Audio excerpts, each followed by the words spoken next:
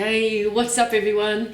Just wanted to record a little bit of a video for you on demand from the group that I'm part of for this 60 miles for September for cancer research. And I'm just going to share 5 tips that I do with regards to running. I'm a personal trainer and I have my own business, which is Tojo Fitness.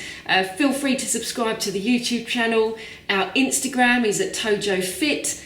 Our Facebook is Tojo Fitness, and I'll be posting pretty much on a daily occurrence. Again, running tips, things that work, perhaps things that don't work. Everyone's going to be different, but this is what I run by. So number 1, find yourself a good pair of trainers. Now, there are different gaits that we run by. So perhaps some of you will run and you'll have a neutral gait. Some of you may run on the outside of your foot.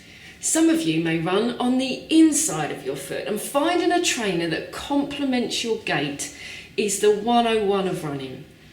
Now, I got my trainers, which are Adidas Boosts, and I went to a running outlet where they put me on a treadmill, they examined my gait, and then they gave me options of different trainers that would fit my gait. And now when I'm running, I feel like I'm running on air. So number 1, just sort that footwear out, and it'll also avoid any injury going forward as well, because 30 days worth of running, that's pretty intense. A lot of questions I have are, when do I eat and what do I eat? Now for me, I run in the mornings, but I run after breakfast. So I have about 25 to 30 grams of oats, plus about 220 ml of milk, skimmed milk within there. I let that go down for about an hour and a half. Now, what they are is they are slow releasing carbs. So they'll be ready for me to run on in an hour, about an hour and a half's time. And at that point, I'll go out for my run and I've got the fuel that I need in my system to carry me as I do my miles per day. Now, the other options that you can have for breakfast or a pre-run snack, so you've got your porridge and your milk, a couple of Weetabix, that's a good slow releasing carb, peanut butter on whole meal toast, probably one of my favourites. Again, just making sure you give it an hour and a half before you hit the road, and then that'll make sure the slow releasing carbs have got to where they need to and they're ready to fuel you. Also, once you've finished your run, you have like this 1 to 2 hour window where you can have fast releasing carbs. So good fast releasing carbs would be a banana. Puts potassium back in your body, and that will enable your recovery after you've had your run. So as soon as you've finished, obviously make sure you get your fluid down your neck and just have a banana, and that will aid in your recovery after your run. Next thing about running, you need to breathe. So the amount of people that I train, and I train some people for marathons, and I say, tell me about your breathing. And a lot of them will say, oh, no, I don't think I breathe. And so one of the things that I make sure, as soon as my foot hits the floor, I will regulate my in-breath and my out-breath in line with my footfalls. So I may start off by breathing in for 4 footfalls. And when you breathe in both nostril and mouth. Get as much oxygen in there as possible. So when we actually breathe during the day, we only use a small capacity of our lungs. When we're out running, we're going to need to increase that capacity just to take on as much oxygen as possible to enable you to run. So when you're running, perhaps start off on a 4. So breathing in for 4